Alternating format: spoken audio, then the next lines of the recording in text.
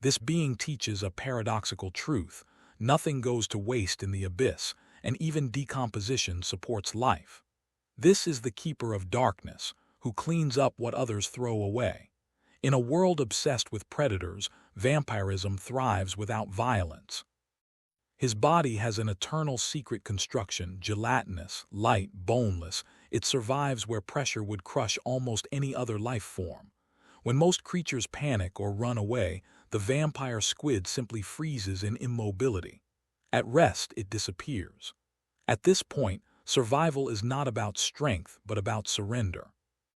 Under the oppressive blackness of the last frontier of the ocean, where sunlight has never penetrated, and pressure is capable of splitting steel, there lives a creature whose name is pronounced in a whisper as a warning: Vampyroteuthis infernalis, the vampire squid from hell. Its name alone causes fear, but the truth is more mysterious, more alien, and infinitely more intrusive. Unlike the predators it is compared to, the vampire squid is not a hunter. This is an ancient relic of evolution, preserved from the time when the oceans were young and there was little oxygen in them. Scientists call it a living fossil that has not changed for more than 30 million years.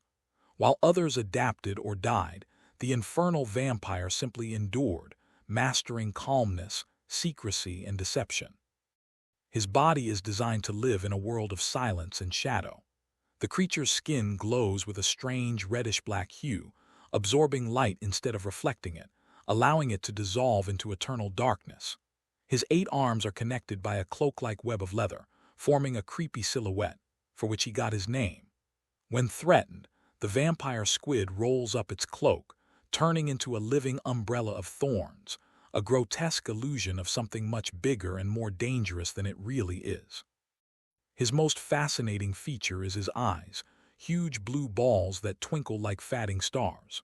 Compared to the body, the vampire squid has the largest eyes in the animal kingdom. Every eye is able to detect the slightest flicker, a single photon of light lost in the bottomless darkness. In this endless night, the eyes are not just the organs of vision, they are the gateway to survival itself. But here's an unexpected twist that contradicts its infernal name. Vampyroteuthis infernalis doesn't drink blood or kill. Instead, it feeds on what the ocean forgets about: falling snow made of dead matter, feces, and drifting debris that slowly descend from the surface. It collects this debris with filamentous tentacles equipped with sensory bristles, rolling the fragments into balls covered with mucus before eating them. At the bottom, waste is wealth, and death is sustenance. However, his most remarkable ability is the way he manipulates light. The vampire squid does not produce ink. Instead, it emits glowing clouds of bioluminescent slime-blue flashes of ghostly light designed to confuse attackers. His body pulsates with inner light, like the slow beating of a heart of fire in the void. This dance of light and darkness is his only protection, a reminder that even in the coldest depths, life finds ways to create beauty. The philosopher Friedrich Nietzsche once said, "If you stare into an abyss for a long time, the abyss also looks into you." In the eyes of the vampire squid, this abyss looks back calm, ancient, aware. She doesn't struggle with emptiness. It belongs to her. The membrane between its paws contains sensitive nerves so thin that they can sense the movement of water molecules. Every tremor of the ocean vibrates on it. He doesn't hunt, he listens. He doesn't dominate, he tolerates.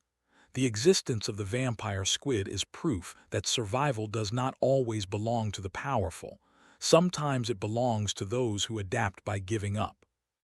Albert Camus wrote, "In the middle of winter, I finally realized that an invincible summer lurks inside me." The vampire squid inhabiting eternal night embodies this resilience, a spark of life that refuses to die, quietly shining under the weight of the ocean and time itself.